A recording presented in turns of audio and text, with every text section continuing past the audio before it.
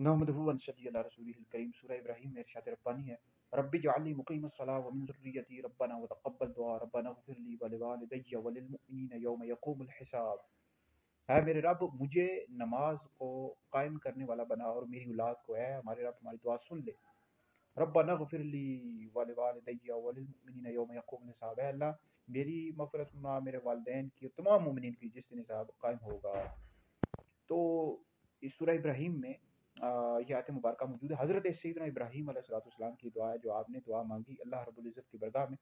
तो इस हवाले से याद रखिए कि वालिदैया, इससे मुराद हज़रत सैयदना इब्राहीम अलैहिस्सलाम के वालिदैन मुराद हैं। हज़रत सैयदना इब्राहीम अलैहिस्सलाम के जो वालिदैन थे मोमिन थे, तो मोमिन थे। जबकि जो आज़र था ये आपका चचा था, ठीक है जी, और ये काफिर था और मुशरिक था। और जो आपके वालिद थे उनका नाम तारुक था और वो मोमिन थे। तो तमाम अम्बिया अलैहिस्सलाम के जो वालिदैन थे ये मोमिन थे। तो इस तरह नबी करीम अलैहिस्सलाम के जो वालिदैन थे ये भी मोमिन थे, मुवहिद थे। और तो लिहाजा हज़रत सैयदना इब्राहीम अलैहिस्सलाम ने अपने वालिदैन के लिए दुआ मांगी।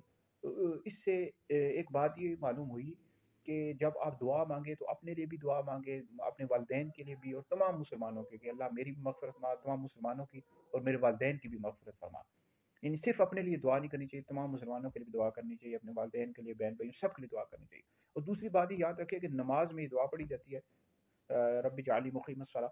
तो अगर रब्बी जअलनी मुक़ीमस्सलाह की जगह कोई और दुआ भी आप पढ़ लें, रब्बना आतिना फ़िद दुनिया हसना व फ़िल आखिरह, ये भी पढ़ लें, या कोई और दुआ मासूरा पढ़ लें, तो भी आपकी नमाज हो जाएगी। तो लिहाजा ये दुआ ये करनी चाहिए, वो बहुत अहम दुआ है।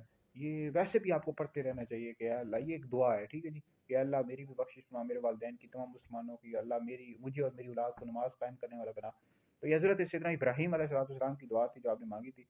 तो तमाम मुसलमानों को ये दुआ करनी चाहिए। बहरहाल ये वीडियो सुने, दीगर लोगों तक पहुँचाएँ, आप लोगों के लिए बहुत बड़ा सदका जारिया है।